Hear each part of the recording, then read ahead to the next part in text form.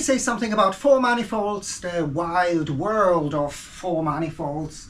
Like Scorpan, the book of Scorpan is called The Wild World of Four Manifolds, and he gives in the introduction reasons like there's only one smooth structure in dimension smaller than 4, in dimension larger than 4, there are at most finitely many, while in dimension 4 there are manifolds with infinitely many different smooth structures. So it's big enough for wild things to happen, but too small to allow room to tame the wildness. That's again a quote from that book. It's also the only Euclidean space with many smooth structures.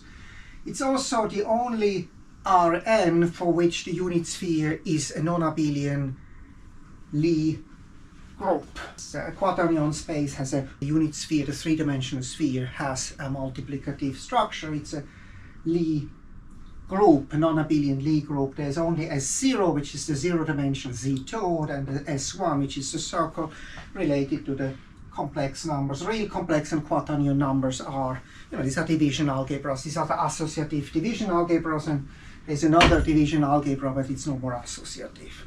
So it's kind of very natural. And also there is a intersection form to play with, so you can take a harmonic 2 form and another harmonic 2 form, and you can multiply that with a cut product. Actually, I have still to implement that. I want actually to compute this intersection forms. That's kind of interesting. And it is an interesting playground. And if you have a playground, you need toys, right? You need examples.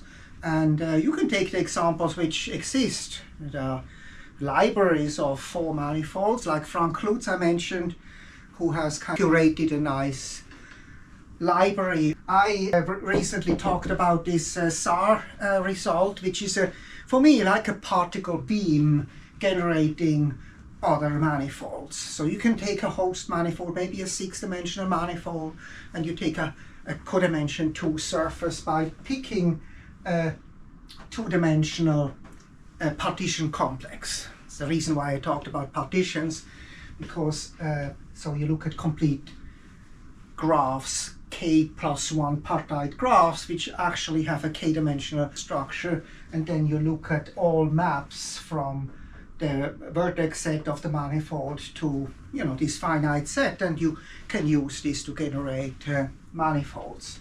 So I just updated a little bit the ArXiv paper on that. I had forgotten here, or kind of thought this doesn't occur. The empty case still can happen. There are many maps, and for small g and small p you can actually generate all these maps, and the paper, the updated paper, actually contains code which allows you to generate all the maps and then make a statistics. You can make a probability space of manifolds.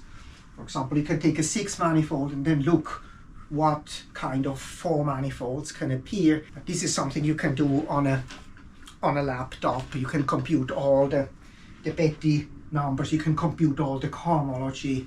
This is a few lines of code, and all the code is included. Kind of a no-cost particle beam. I call this the LMC, the Large Manifold Collider. Right? You need lots and lots of particles, lots and lots of manifolds to investigate. Maybe you can attack a problem which I actually didn't find anywhere yet in the literature. It's probably too obvious. A problem which Betti vectors can connected for manifold have. So the possible Betti vectors are this in the orientable case. In the non-orientable case, you have here 0, but the B3 doesn't have to be the B1 because Poincare duality doesn't hold. So the question is, do all the possible, pick B1 and B2, or pick B1, B2, B3, can there be a manifold with that? I actually think yes, but I didn't see that in the literature. And so maybe kind of a concrete challenge is give me a concrete B1, B2 such, or a B1, B2, B3 where there is no manifold. So what do you do if you don't find it in the literature? You ask AI, because AI has read, you know, maybe 600,000 books, tens of thousands of math books. So, you know, it picks up some knowledge. Gemini is kind of the now follower of Bard. Bard was not yet so strong. I think Gemini is much stronger. I asked that just yesterday, that question, and it says characterizing the Betti numbers of four manifolds in full generality is not possible. So what does it mean, not possible? Is there no, you know, answer to that? Or so is there no kind of way to generate all the possible B1, B2, B3? I don't believe that. I think if there is a one which is not possible, you should be able to construct it. Or a Claude, which is also, I think, getting better and better. The characterization of Betti vectors for four manifolds remains open. ChatGPT-4 says characterizing the set of possible Betti numbers for four manifolds is a complex and nuanced problem in algebraic topology and differential geometry. All these kind of knowledge, you know, tools also give some things, as to mention the Euler characteristic, mention, you know, the intersection form. There is a relation between the signature theorem, for example, gives you a relation between P2, P3 and the signature of the intersection form. So there are all kind of relations, but this simple question, you know, one should be able to answer it. Probably the answer is no. I think there is no concrete B1 or B2 or B1, B2, B3 which cannot be reached. And that can be, you know, experimentally figured out also, maybe just by doing experiments. Say, kind of generate just lots and lots of four manifolds and with this tool and see what kind of Betti numbers you get, and then just see whether there's some Betti number which you cannot generate. I did not have a lot for today, so I thought maybe I recycle something I did more than 10 years ago, 2012. I find this actually pretty cool, this Poincare Hopf theorem in the context of manifold, where it becomes much nicer. So this is the Poincare Hopf index, and then I looked at the symmetric index, which is actually much a nicer index, because it is in the odd-dimensional case. For odd manifolds it's actually zero, constant zero. So if you sum up all these indices and it's zero, of course, then odd-dimensional manifolds have zero Euler characteristic. It's probably the simplest proof to have zero Euler characteristic for an odd-dimensional manifold. At that time, when I wrote that in 2012, I didn't have Sar's theorem yet. So Sar's theorem came only, I think, 2015.